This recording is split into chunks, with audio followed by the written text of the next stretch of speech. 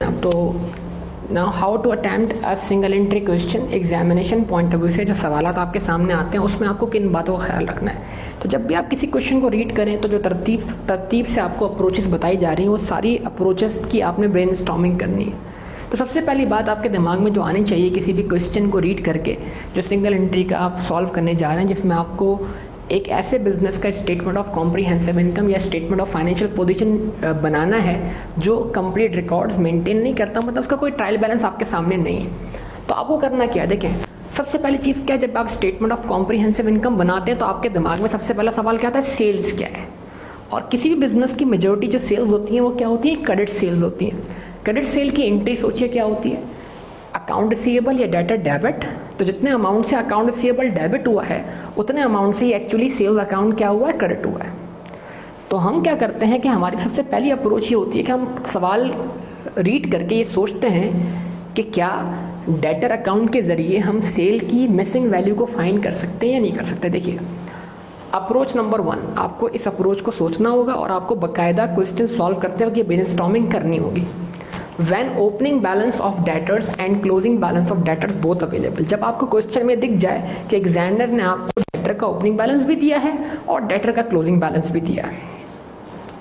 Receipt from debtors is given या are given और can be calculate, या तो आप रिसिट फ्रॉम डेटर्स आपको क्वेश्चन में बता दी जाएंगी या फिर उन तक पहुंचने का रास्ता आपको दिखा दिया जाएगा। ऑब्वियसली वो भी आपने खुद तलाश करना है, तो फिर ये लेवल थोड़ा सा क्वेश्चन का आगे बढ़ जाएगा। Number 3, then what, find credit sales by opening debtor account. तो फिर आप डेटर अकाउंट बनाकर क्रेडिट सेल्स को तलाश कर लीजिए। कैसे, देखिए ये डेटर अकाउंट है। आमतौर पे क्या होता है, ये डेटर का बैलेंस बीटी होता है। आप एंट्री बनाते हैं डेटर डेबिट सेल्स क्रेडिट, यानी ये अकाउंट डेबिट हुआ जितने अमाउंट से, उतने अमाउंट से क्या हुई, सेल्स क्रेडिट हुई। फिर जो अमाउंट कलेक्ट हुआ कैश में डेबिट हुआ, डेटर अकाउंट से क्या हो गया, क्रेडिट हो गया। Discount allowed debit, debtor credit, bad debts debit, debtor credit, set of perform हुआ। अगर कोई आपका डेटर और क्रेडिटर क्या है, कॉमन है, तो आप सेट ऑफ परफॉर्म कर दें।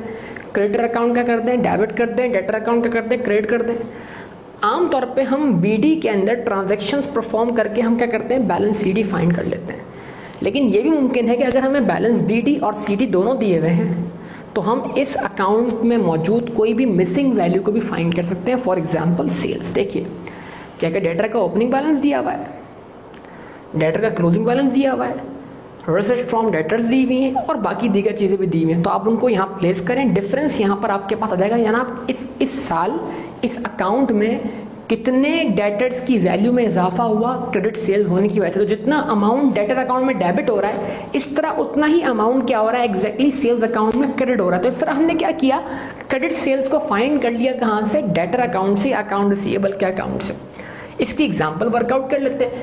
एग्जाम्पल क्या, देखिए तो ये समझ लें आपको एनालाइज कर लिया आपने, क्वेश्चन में ये चीज़ें एक्सट्रैक्ट कर ली। देखिए ओपनिंग बैलेंस कितना, ₹1000, 800,000।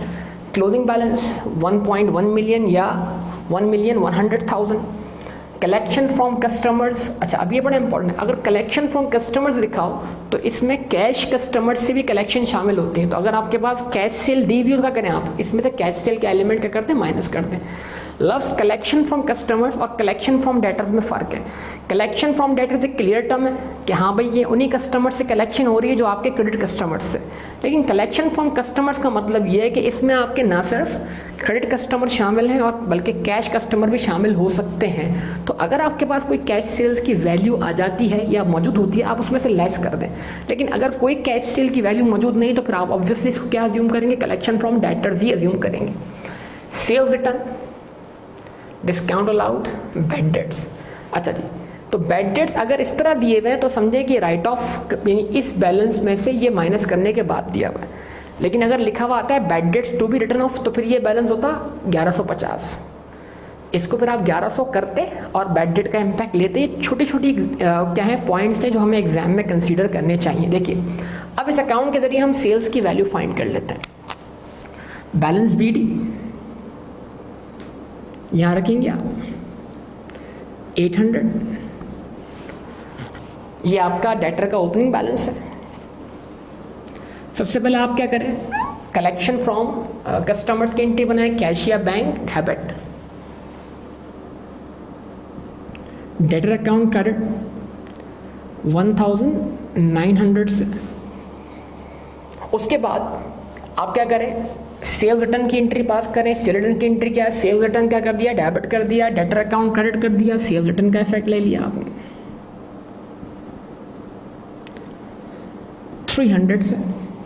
उसके बाद अगली एंट्री आप बनाएंगे, discount allowed debit, debtor account credit,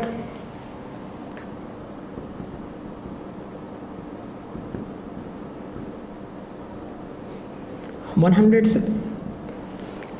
और उसके बाद आप क्या करेंगे, एक और एंट्री पास करेंगे बैड डेट की, बैड डेट डेबिट किया, डेटर अकाउंट क्रेडिट कर दिया 50 से।